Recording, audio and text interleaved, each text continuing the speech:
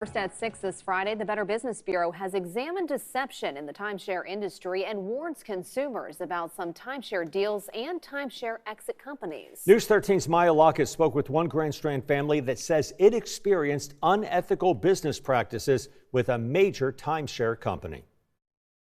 My mom and dad still owed $45,000 on this property that was getting billed to this credit card every month that was already over the limit balance. Tracy Whitlock's parents bought a timeshare in the 90s through a company named Fairfield, which eventually merged with Wyndham. She says for the first few years, everything was reasonably priced. The maintenance fees kept going up. And here again, every time we would go to something, they would have to go to this meeting and they would get talked into buying more points because they could get more of this and more of that.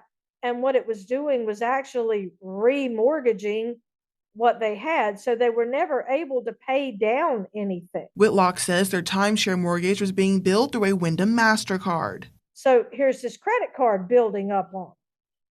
In addition to the fact that they're not, every time they buy into something or convinced to buy into something, they're getting charged all this money basically as a mortgage refi to buy into this thing that's not worth what they're buying it for.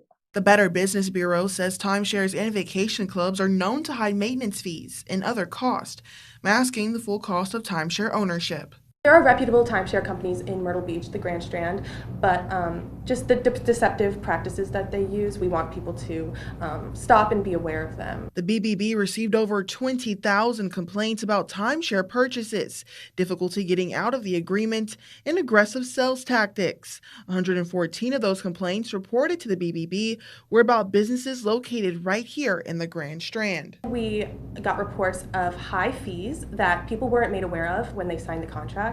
And finally, these consumers report having a lifelong obligation to these timeshares.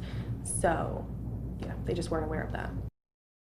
Whitlock told me they signed a deed in lieu in 2019, meaning they were able to transfer the title of the property back to Wyndham without paying the money owed. We did reach out to Wyndham on Wednesday. They transferred our request to their partners, Travel and Leisure. They told us today they are working to find out additional information about these claims. Reporting live from the newsroom, Maya Lockett, News 13.